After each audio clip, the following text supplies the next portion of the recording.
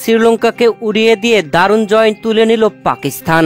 আর পাকিস্তানের জয়ে ফাইনালে ওঠা সহজ হলো বাংলাদেশের। জিততে জিততে অতি উল্লাসে ম্যাচ হেরে প্রতিদান দিল হাসারাঙ্গারা। প্রিয় দর্শক, ফাইনালে ওঠার সমীকরণ নিয়ে সুপার ফোরে নিজেদের দ্বিতীয় ম্যাচে খেলতে নামে পাকিস্তান ও শ্রীলঙ্কা। দুই দলই সুপার ফোরে একটি করে ম্যাচ হেরেছে। আর নিজেদের দ্বিতীয় ম্যাচে এসে পাকিস্তান দারুণভাবে 5 উইকেটের জয় তুলে নিয়েছে। এই ম্যাচটা যেন ছিল শত্রু খেলা। মাঠে সেলিব্রেশনের ব্যঙ্গ হচ্ছিল।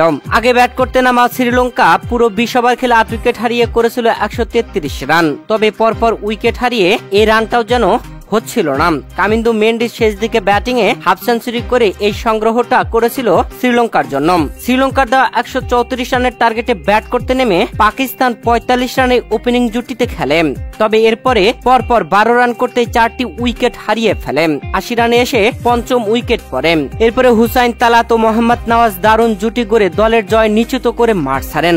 অসাধারণ জুটি গড়েছিলেন হুসাইন তালাত ও মোহাম্মদ নওয়াজ। 12 বল হাতে রেখে 5 উইকেটের দারুণ জয়ে ফাইনালে ওঠার সমীকরণ সহজ করে নিয়েছে পাকিস্তান। তবে বাংলাদেশের জন্য সহজ করে দিয়েছে।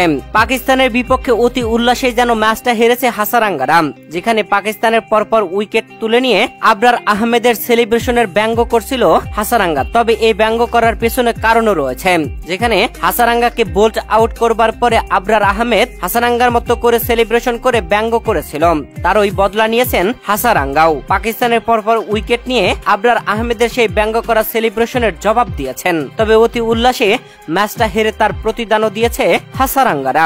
বলা চলে শ্রীলঙ্কা ফাইনালের দৌড় থেকে ছিটকেই গেল, কেননা পরবর্তী ম্যাচ তাদের ভারতের সাথে। এদিকে বাংলাদেশ সুপার ফোরে আর 2 ম্যাচ বাকি আছে, যেখানে ভারত ও পাকিস্তানের বিপক্ষে। ভারতের বিপক্ষে হারলেও পাকিস্তানের বিপক্ষে জিতলে বাংলাদেশ ফাইনালে উঠে যাবে।